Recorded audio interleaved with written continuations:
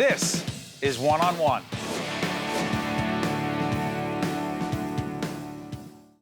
Brought to you by the New Jersey Office of the Insurance Fraud Prosecutor. We are pleased to welcome here at NJPAC Elisabeth Egan, the author of a compelling book called A Window Opens. It's my wife Jennifer's favorite book these days. No, she actually finished it, so it's not her favorite book now. It was. And she just was so thrilled that we have you. And she's not the only one. I'm so glad to hear that. Thank you. I'm happy to be here. This book, autobiographical to a significant degree? Not to a significant degree. It certainly follows the course of my life to an extent. But a novel? Yeah, definitely a novel, yes. Okay, so let's lay out some things. Alice Pierce, a book editor, leaves her job?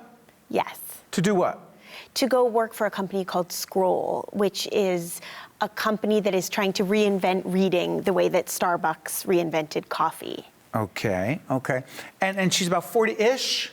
She's 38. 38, okay. And I'm older. She's married? She is married. Children? 3 children. Okay, how many children do you have? I have 3. Just checking. So, and so what makes her life so interesting?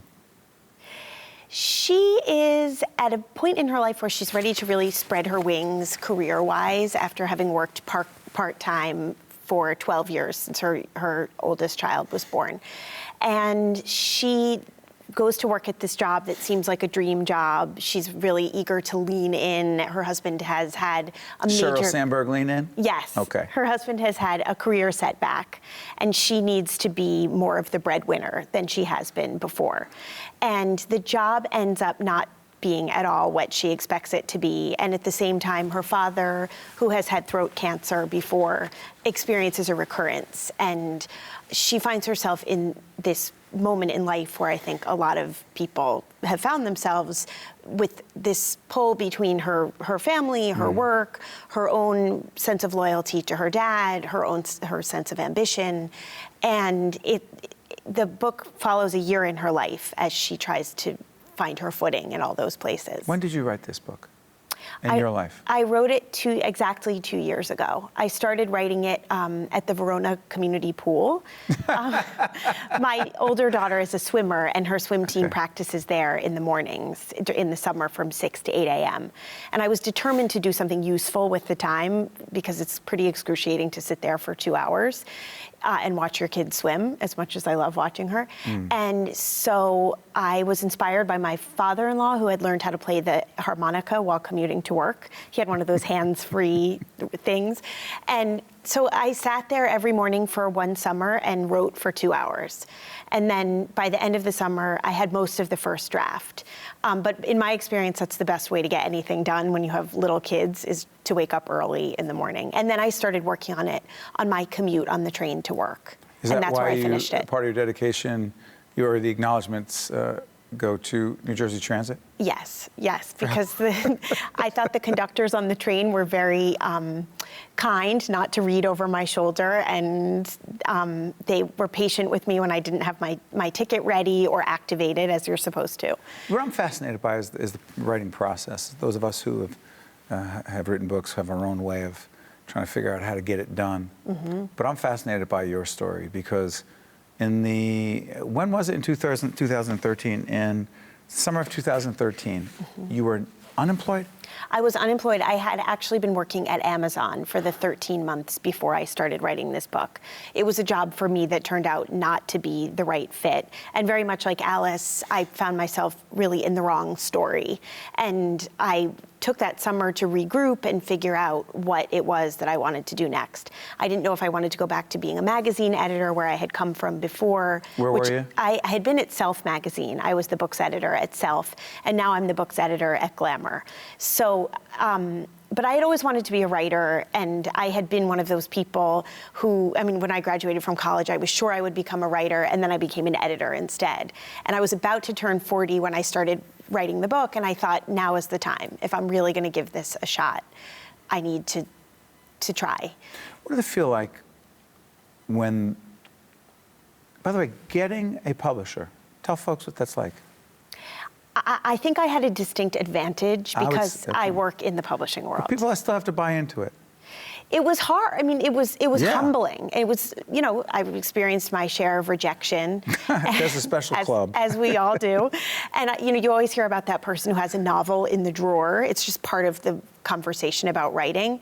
And once I realized how humbling it would be to actually write a whole novel and put it in a drawer, I had a whole new appreciation for writers and for my job where I get 100 books every day to open. It gave me a new perspective on the people who put their dreams into those books. What kind of reaction have you gotten? Because I told you my wife, Jennifer, when I asked her what she liked about the book, people can decide for themselves, but she said it spoke to her on a lot of levels. It impacted her, and she connected with it That's personally. so nice to hear. I've heard that from a number of people. It's been really exhilarating is the only way I can describe it. I think... Excuse me, we happen to have 3 kids as well. Oh, wow. She's in real estate, trying to figure out a lot of things. How much to work, Yeah. Can you have it all?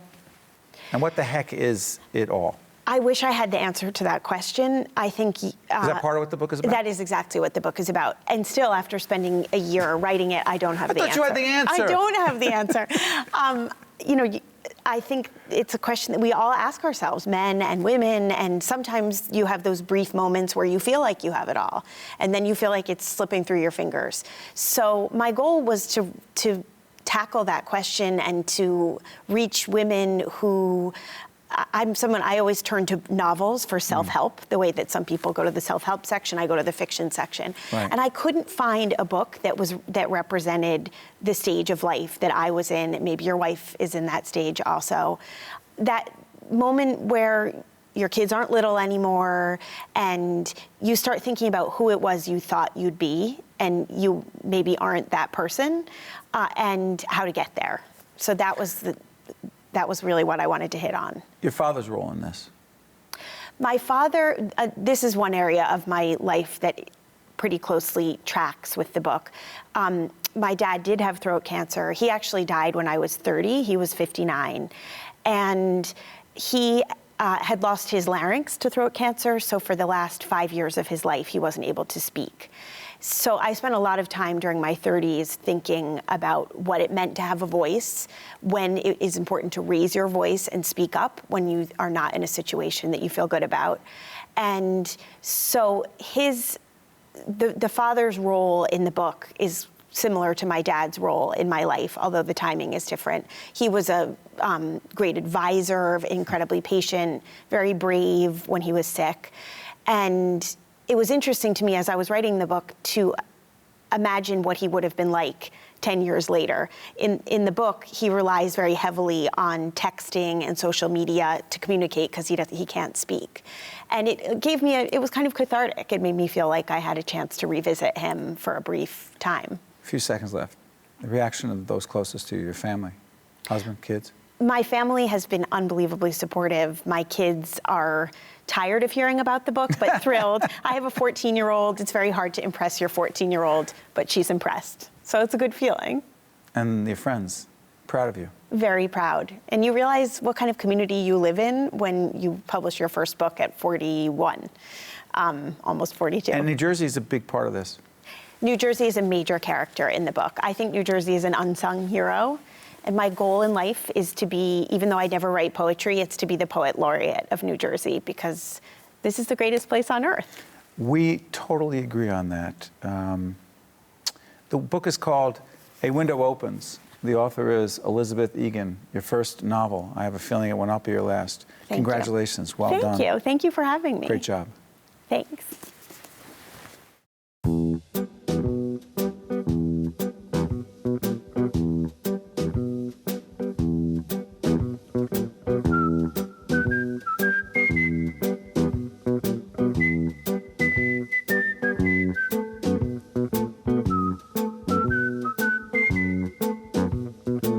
Think this is absurd? Insurance fraud costs every New Jersey family over $1,300 every year. Report fraud at njInsuranceFraud.org. Also brought to you by Horizon Blue Cross Blue Shield of New Jersey, the New Jersey State Nurses Association, and the Institute for Nurses, And by Hackensack University Health Network.